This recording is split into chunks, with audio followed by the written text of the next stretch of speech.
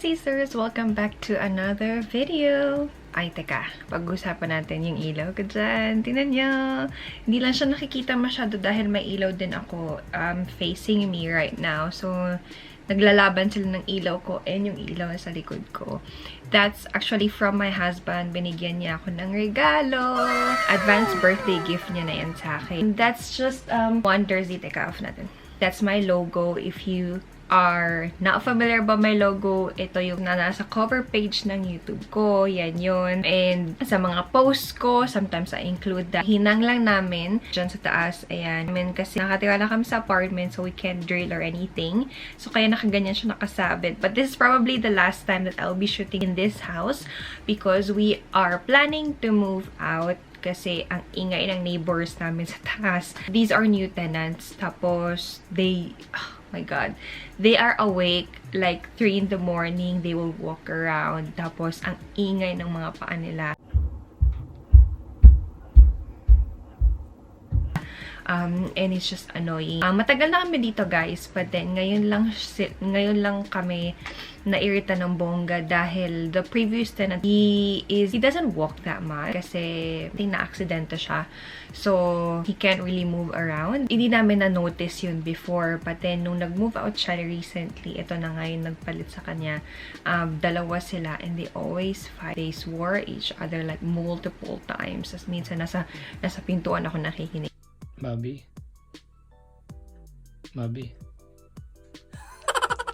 Chismosa lang.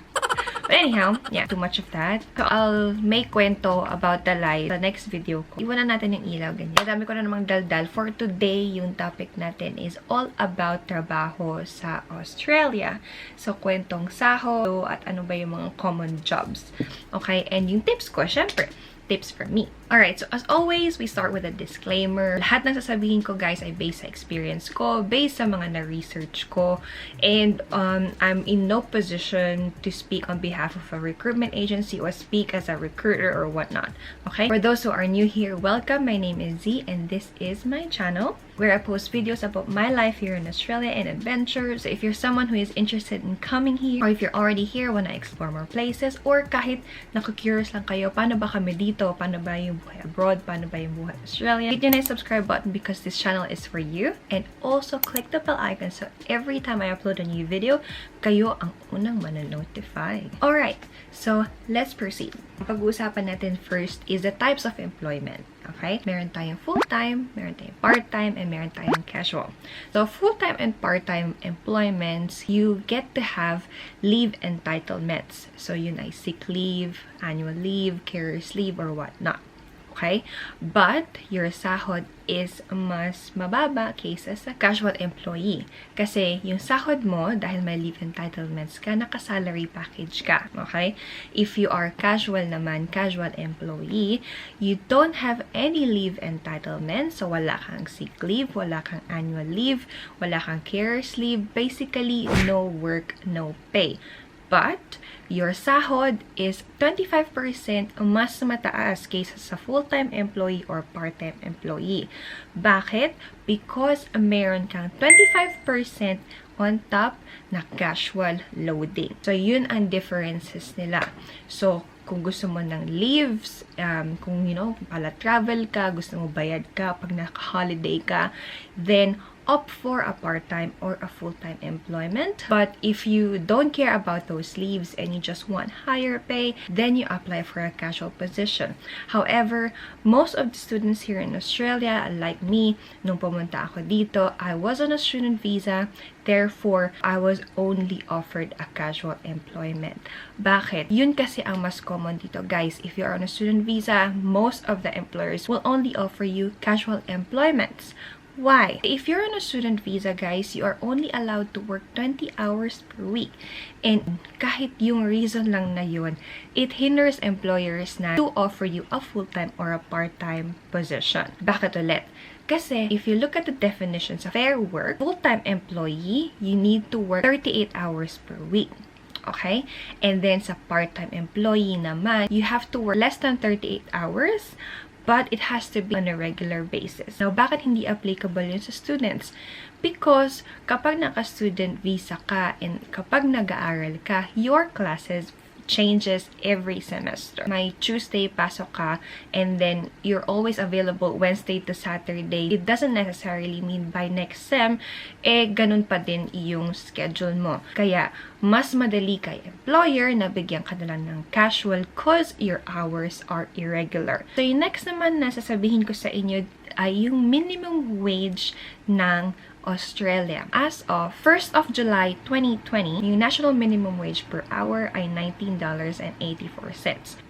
Now, ano ba yung mga average hourly rates ng mga common na trabaho dito sa Australia? So, yung first example natin, guys, ay yung trabaho sa fast food chains like McDonald's, or they call it Macca's here, KFC, or whatnot. By the way, take note, guys, ha, mahirap palang pumasok sa mga ganitong trabaho when you are above 20 years old. I'll show it to you in a bit. It's much better for you to apply sa ibang company kaysa fast food chain job kasi less likely na makukuha ka. And these jobs are predominant dun sa mga, you know, teenagers, basta yung mga mas nakakabata. Unfortunately, hindi na tayo bata. Joke lang. Bata pa tayo, okay? Pero mas prefer lang nila na mas bata. Yun. So, i-share ko sa inyo yung nasa phone ko, okay? And ipapakita ko din sa inyo yung screen. Teka, mag-move ako para ma-insert ko naman dito sa kaliwa. Yan, dito, okay? So, ito yung, so, isa-search nyo ay Fair Work Fast Food Industry Award. Ano ba yung award? Awards are legal documents that outline the minimum pay rates and conditions of employment. So, kumbaga, awards ay yung rates wherein malalaman mo kung magkano yung dapat na ibabayad sa'yo. So, depende yun sa age mo, depende sa experiences mo, and depende yun sa skills mo. You'll get to understand it more when I show you, okay? So, like I said, you search for Fair Work Fast Food Industry Award. Ay, nag-stop mag-record. Yeah. So, Fair Work Fast Food Industry Award. I just did it in Google. And then you look for the one that is a PDF file. So, this one. Pay Guide Fast Food Industry Award 2010 Fair Work Ombudsman. So, yan. I-click natin. So, in here, you'll be able to see, okay, kung magkano yung hourly rate. So, for example, itong first option ay adult rates, okay, full-time and part-time. But we'll not focus on this dahil mas predominant for a student na magkaroon ng casual employment. So, punta tayo sa casual. So, this is the casual. And this is for adult rate, okay? So, kumbaga, you are above 20. So, your hourly pay should be $26.76. Okay? As a level 1, entry level. Kung baga wala kang experience or whatever, level 1. You always have to stick with level 1. Kasi lahat ng experiences natin sa Pinas, swerte kung i-acknowledge nila na may experience ka.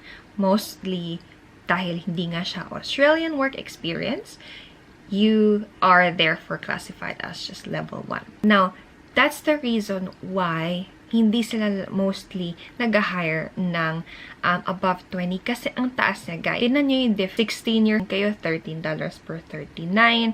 Pag 17 years old kayo, 16.06. Pag 18, 18.74. And pag 19, 21. It does make a huge difference sa pagbayad nila ng employees. Tapos, meron namang high number of applicants na nag-a-apply kasi madaming students na gusto nang mag-work as early as 16, 17. Mas gusto ng mga fast food chains magbayad ng mas mababa. If you get to apply fast food chain, depende sa kung anong age nyo, i-check nyo na lang dito sa Fair Work para malaman nyo kung magkano dapat yung rate na makukuha nyo. The next is, madami din nag-hire dito sa mga cafes, you know, all-arounder, or sa mga restaurants, okay? Pwede kang wait staff, so waitress, waiter, you take orders, you do the cashier. You sometimes can work din sa my kitchen, you know, as a kitchen hand, as a basta all-arounder. I have tried applying before. I did not have any experience as a waitress or as a kitchen hand before doon nasa Philippines pa ako. But they still offered me a job and they also trained me how to wash the dishes while serving customers in the till, taking orders and stuff like that. So I'll probably say that it's $15 average. Okay, per hour. A tip din, guys, is pag pumunta kayo dito, don't expect that you'll have a high pay, $25 per hour or whatnot. Huwag kayo mag-set ng expectations na ganun dahil malulungkot lang kayo, guys. It's hard when you have really high expectations kasi pagdating nyo dito, most of them won't consider your experience. Meron din mga hospitality jobs which are, you know, sa hotel or pwede ding maging bartender kayo, ganun. Any jobs that serves alcohol, you have to have a certificate. They call it RSA. I don't really know much about this RSA. Pero, I have this website which I'll include here na lang. So, it says here anything about RSA, okay? So, RSA, meaning Responsible Service of Alcohols. And most of the jobs, kapag may RSA, medyo mas malaki yung sweldo nila because they have this extra pay kapag weekends or extra pay kapag paggabi, and then they also have tips. So, yun. If you want to know more about hospitality jobs, ito naman yung award ng hospitality. So, let's record again what I'm searching. Hospitality, award rates.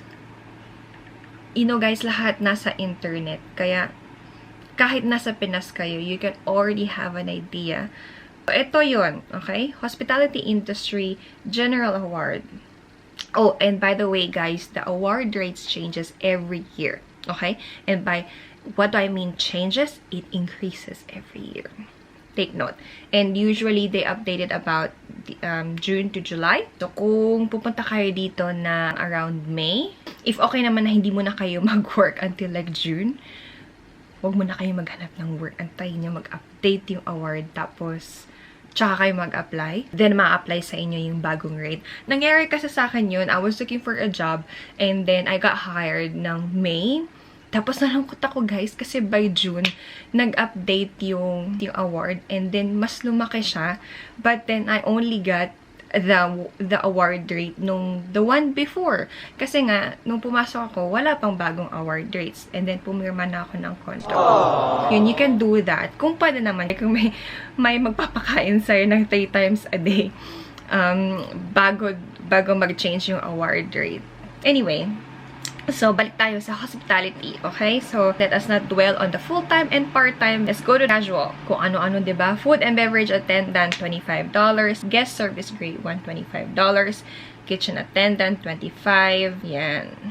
And so on and so forth. So, around $25 ang pay nyo. Kaya, mas okay kapag din sa hospitality kayo pumasok kasi they are open during holidays. They're open kapag weekends and they're open kapag after hours.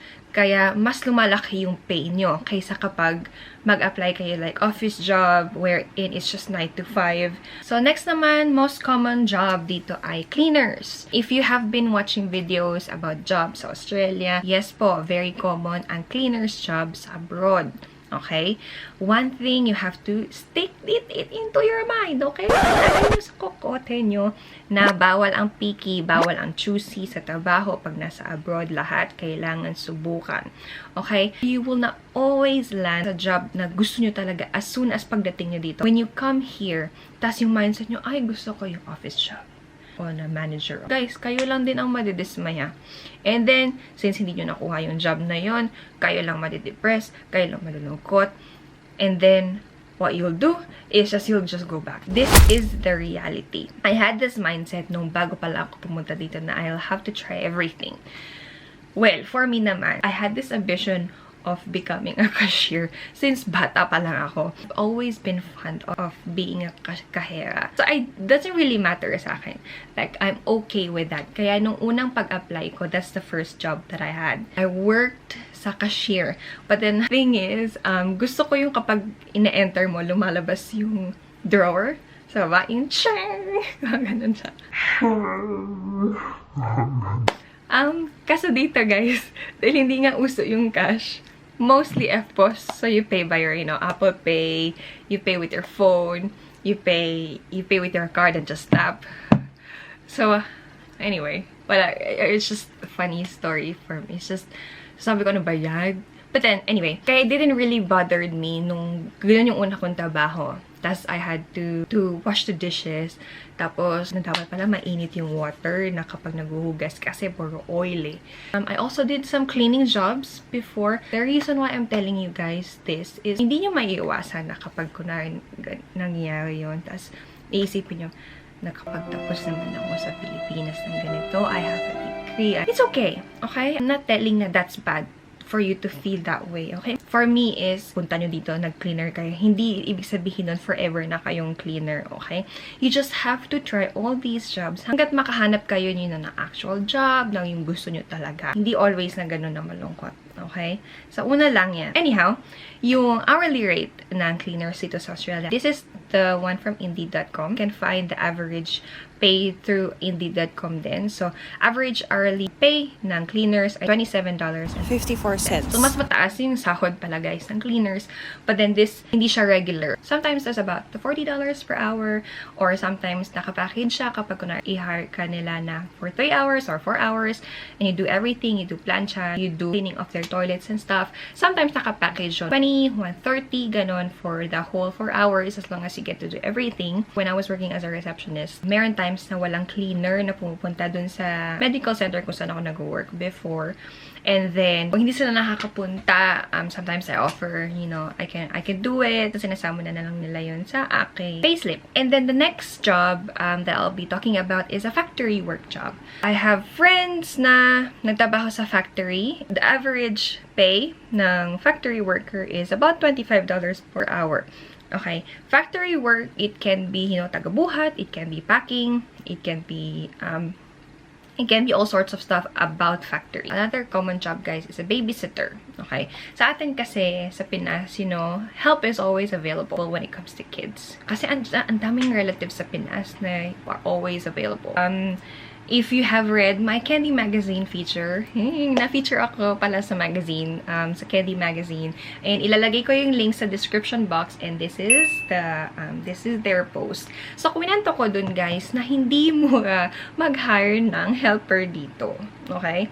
So, unlike sa Pinas, you know, you get to pay what? 4,000 ba? In a month para may mag-alaga or meron kang katulong sa bahay. But dito guys, sobrang mahal. Kaya, babysitter ay uso dito. And one thing kasi, you cannot leave your kids until 14 or 16 ata sila by themselves sa bahay. It's not like a contract or something. Just for us, you know, to help our fellow kababayan nandito.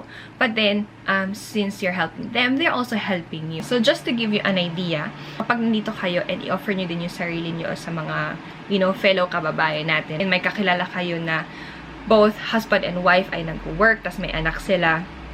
Sometimes kasi hindi mo talaga may iwasan na mag-struggle sila with their schedule. Magkakaroon talaga ng isang araw na hindi nila masundo yung anak nila from school kasi parehas sila sa trabaho. Then, they will really seek help. So, that's the time you offer assistance. I used to help a couple. Pinapaligo ko yung anak nila, pinapakain, tas hihatid ko sa school. Usually, in the morning yon. And all those things, they pay me $40 for it.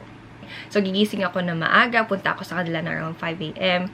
Kasi that's the time na aalis sila, both husband and wife, and punta sila sa work. Tapos, so ako na yung bahala. I actually did not have any idea kung magkano hanggat sa yung unang babysitter job ko. Siya yung nag-quote sa akin na, okay, I'll pay you $40. And then from then on, I just quote them $40. Another common thing here din guys is kapag hindi pa kayo nakakahanap ng work, gumawa kayo ng Airtasker account. In this website, you can sell yourself or sell your skills. Not sell yourself. Literally. Not in that sense. Ay, malicious ha? Hindi ganun guys. You have to sell your skills. Okay? Sell your skills, kumbaga, if you are a photographer, i-sell nyo yun. Ganun ang ibig ko sabihin. Basta ibenta nyo kung ano yung kaya nyong gawin. So, ito yung website, guys. Airtasker.com. Kasi, ang dami naghahanap dito ng kung ano-ano. Minsan, pa-massage, yung paggawa ng kuko, pag-manicure, pedicure, ganun. Nandito lang, pag-move ng mga gamit, nandyan. Kapag may mga makikita kayo na may mag-post na, I'm looking for a manicurista for this amount. So, you kind of offer yourself. Now, I can do that. And then, they'll get back to you whether na, okay, na if they say okay. If napansin nyo, yung mga trabaho na sinabi ko, walang kahit ano dun about nurse. Because, as I mentioned before in my previous videos, I am not a nurse. Hence, I cannot discuss with you anything about nurse pay or aged care pay. But, one thing I can share since I'm familiar with Fair Work is if you are a nurse, you can find the nurse award rates very easy sa Fair Work. You just have to search nurse award rate Fair Work. And then, again, you have to pick the PDF file. And that's it. So, Pay Guide Nurses Award. So, dito kayo pumunta. Then, you have to go sa casual. And then, yan. So, Registered Nurse Level 1, Pay Point 1, $31.45 per hour. Yan ay kapag RN kayo. Dito sa Australia, guys, not sa Philippines. RN sa Australia, you'll get $31.45 as a level 1. So, if interested naman kayo malaman kung magkano yung sweldo ng ibang jobs, punta lang kayo sa Fair Work website or otherwise, punta kayo dun sa Indeed.com. Tapos, meron dong link na parang find salaries. Click nyo lang yun. And then, tsaka nyo malalaman kung magkano yung hourly rate. Kasi hindi ko naman masabi lahat ng jobs, guys. Some of the employers pala, guys, they don't follow award rates, which is somehow nakakalungkot kasi the government set this as a minimum na ito yung level of skills mo and ito yung age mo. Ito dapat yung babayaran sa'yo na employer mo. But then, yung iba hindi sumusunod. I guess, you can still take it, but not as a long term. These companies na kapag di man sila sumusunod ng award rates, but they give you the opportunity. Let's just be thankful na they at least still give you the opportunity kahit wala kang Australian reference. Kasi it starts from there eh. Once you have Australian work experience, it should be easier na when applying for your next job. So, magkakaroon tayo ng part 2, guys, for our trabaho sa Australia top. Yung part 2 naman, pag-uusapan natin yung paano makahanap ng trabaho. And I'll cover tips for your resumes and interviews. So, stay tuned, subscribe now, and wait for my part 2. If you have enjoyed this video, if you have learned something from me today, don't forget to like, comment, and share this video. Thank you for watching, and I'll see you on my next video. Bye!